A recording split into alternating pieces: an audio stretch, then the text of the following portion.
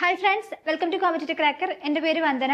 അപ്പോൾ CSEB data entry operator എക്സാമിന് എല്ലാവരും അപ്ലൈ ചെയ്ത് കാണും. അപ്പോൾ നമുക്ക് ഡേറ്റും വന്നു കഴിഞ്ഞു. ഡിസംബർ 28 എന്ന് പറയുന്ന ഡേറ്റ് കൂടി കഴിഞ്ഞ ദിവസം വന്നിട്ടുണ്ടായിരുന്നു.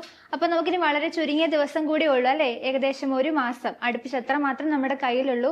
അപ്പോൾ ഇത്രയും ദിവസം കൊണ്ട് നമുക്ക് ആ എൻ്റയർ സിലബസ് കവർ ചെയ്ത് തന്നെ പോയെങ്കിൽ മാത്രമേ നമുക്ക് ഈ ഒരു എക്സാം നന്നായിട്ട് എഴുതാനായിട്ട് സാധിക്കുകയുള്ളൂ. അപ്പോൾ നിങ്ങൾ എല്ലാവരും അപ്ലൈ ചെയ്ത് കാണുമെന്ന് ഞാൻ വിശ്വസിക്കുകയാണ്. സോ അപ്പോൾ നിങ്ങൾക്ക് അറിയാം, ഇതിൻ്റെ ഒരു പാറ്റേൺ എല്ലാവർക്കും അറിയാമായിരിക്കുമല്ലോ. നമുക്ക് 1.5 മണിക്കൂറിനാണ് എക്സാം വരുന്നത്. ഓൺലൈനായിട്ടായിരിക്കും നമുക്ക് ടെസ്റ്റ് നടക്കുന്നത്. ഓക്കെ, അതിനകത്ത് തന്നെ മാർക്ക് ഡിസ്ട്രിബ്യൂഷൻ നോക്കുകയാണെന്നുണ്ടെങ്കിൽ ജനറൽ നോളജ് എന്ന് പറയുന്നത് 40 മാർക്കിനാണ്. 60 മാർക്കിനാണ് നമുക്ക് കമ്പ്യൂട്ടർ വരുന്നത്. കമ്പ്യൂട്ടറിനകത്ത് തന്നെ എന്തൊക്കെ ഉണ്ടാവും? നമുക്ക് മാർക്ക് ഡിസ്ട്രിബ്യൂഷൻ ഉണ്ട് ഇതിനകത്ത്. അതായത് നമുക്ക് ഹിസ്റ്ററി, അതുപോലെ തന്നെ കമ്പ്യൂട്ടർ ടൈപ്പ്, ആ ഒരു ഏരിയക്കകത്ത് നമുക്ക് 12 മാർക്കിനാണ് ചോദ്യം വരുന്നത്. പിന്നുള്ളത് നമുക്ക് ഫണ്ടമെന്റൽസ് ആണ്. ഇൻപുട്ട് ഡിവൈസസ്, നമ്മുടെ മെമ്മറീസിനെ കുറിച്ച്, സോഫ്റ്റ്വെയറിനെ കുറിച്ച്, ഇത്തരത്തിലുള്ള ഏരിയയിൽ നിന്ന് നമുക്ക് 12 മാർക്കിനുള്ള ചോദ്യങ്ങളാണ് അവിടെ നിന്നും വരുന്നത്. പിന്നെ വരുന്നത് MS ഓഫീസ് ആണ്. MS ഓഫീസ് വേർഡ് ഉണ്ട്, പവർ പോയിന്റ് ഉണ്ട്, എക്സൽ ഉണ്ട്.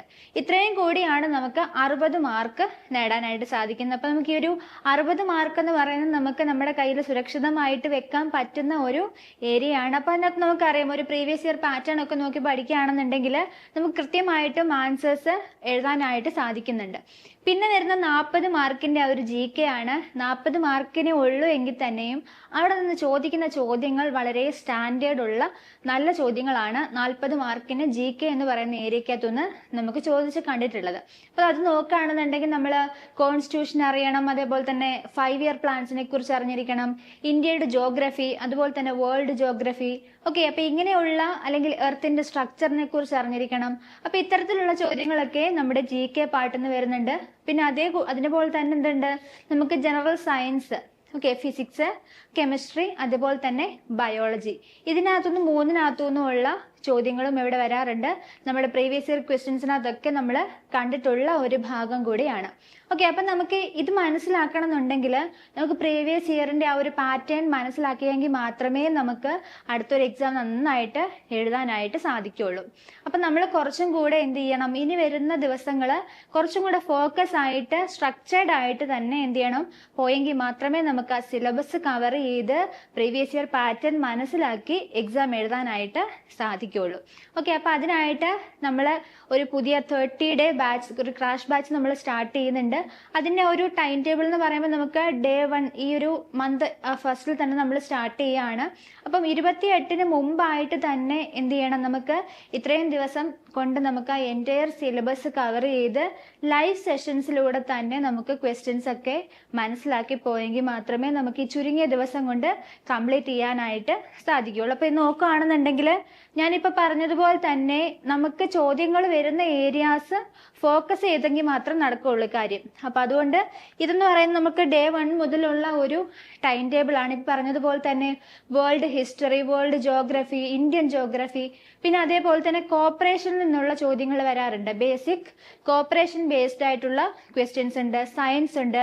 അപ്പൊ ഇതൊക്കെ നിങ്ങൾക്ക് പഠിക്കണം എന്നുണ്ടെങ്കിൽ എന്ത് ചെയ്യണം, അതിന്റെ നോട്ടുകൾ നന്നായിട്ട് വായിച്ച് മനസ്സിലാക്കി ക്വസ്റ്റ്യൻസ് വർക്ക്ഔട്ട് ചെയ്ത് എന്ത് ചെയ്യുക, പഠിക്കുക. ഓക്കെ, അപ്പൊ ഈ ഒരു 20 ദിവസം എന്ന് പറയുന്നത് ഈ ഒരു ടൈം ടേബിൾ ബേസ് ചെയ്ത് നിങ്ങൾ പോവുകയാണെന്നുണ്ടെങ്കിൽ ഉറപ്പായിട്ടും ഇത്തവണത്തെ എക്സാം നിങ്ങൾക്ക് ക്രാക്ക് ചെയ്യാനായിട്ട് സാധിക്കും. മാത്രമല്ല നമുക്ക് നമ്മുടെ ബാച്ചിൽ ഉണ്ടായിരുന്ന സ്റ്റുഡൻസ് ഒക്കെ ജോലിയിൽ കയറിയിട്ടുള്ളവരും ഉണ്ട്. അതേപോലെ തന്നെ ലാസ്റ്റ് നടന്ന എക്സാമിനകത്തുനിന്ന് ഷോർട്ട് ലിസ്റ്റ് ആയി ഇന്റർവ്യൂവിന് വെയിറ്റ് ചെയ്തിരിക്കുന്ന കുട്ടികളും ഉണ്ട്.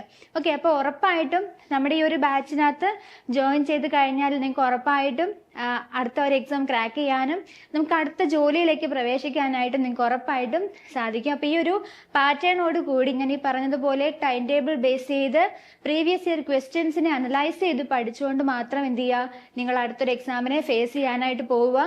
അപ്പോൾ അടുത്തൊരു എക്സാമിന് വേണ്ടി പ്രിപ്പയർ ചെയ്യുന്ന എല്ലാവരും, ജോയിൻ ചെയ്യാൻ ആഗ്രഹിക്കുന്നവർ എത്രയും വേഗം ഈ ഒരു നമ്പറിൽ കോൺടാക്ട് ചെയ്യാൻ. നിങ്ങളുടെ സ്പെഷ്യൽ മെന്റർഷിപ്പ് സപ്പോർട്ടും അതേപോലെ തന്നെ എക്സാം ഓറിയന്റഡ് ആയിട്ടായിരിക്കും നമ്മൾ പോകുന്നത് കേട്ടോ. അപ്പൊ അതായത് നമുക്ക് വീക്കിലി എക്സാംസ് ഉണ്ടായിരിക്കും, അതേപോലെ തന്നെ മോഡൽ എക്സാമുകൾ ഉണ്ടായിരിക്കും, വർക്കൗട്ടുകൾ ഉണ്ടായിരിക്കും. ഓക്കെ, പിന്നെ അതേപോലെ തന്നെ നമുക്ക് ലൈവ് സെഷൻസ്, മിക്കവാറും നമുക്ക് കൂടുതലും ലൈവ് സെഷൻസിലൂടെ ആയിരിക്കും നമ്മൾ എല്ലാ കാര്യങ്ങളും പറഞ്ഞു പോകുന്നതും പ്രീവിയസ് ഇയർ ക്വസ്റ്റ്യൻസ് ഒക്കെ ഡിസ്കസ് ചെയ്യുന്നതും ഡിസംബർ 28 നടക്കാൻ പോകുന്ന ഈ ഒരു എക്സാം എഴുതാൻ പോകുന്ന എല്ലാവർക്കും എല്ലാവിധ ആശംസകളും നേരുകയാണ്. അപ്പോൾ നമ്മുടെ 1 മന്ത് ക്രാഷ് കോഴ്സിലേക്ക് ജോയിൻ ചെയ്യാൻ ആഗ്രഹിക്കുന്നവർ എത്രയും വേഗം ഈ കാണുന്ന നമ്പറിൽ കോൺടാക്ട് ചെയ്യുക. അതേപോലെ തന്നെ നമ്മുടെ ഫ്രീ ഗ്രൂപ്പിലേക്ക് ജോയിൻ ചെയ്യാനുള്ള ലിങ്ക് കൂടെ താഴെ പ്രൊവൈഡ് ചെയ്യുന്നുണ്ട്.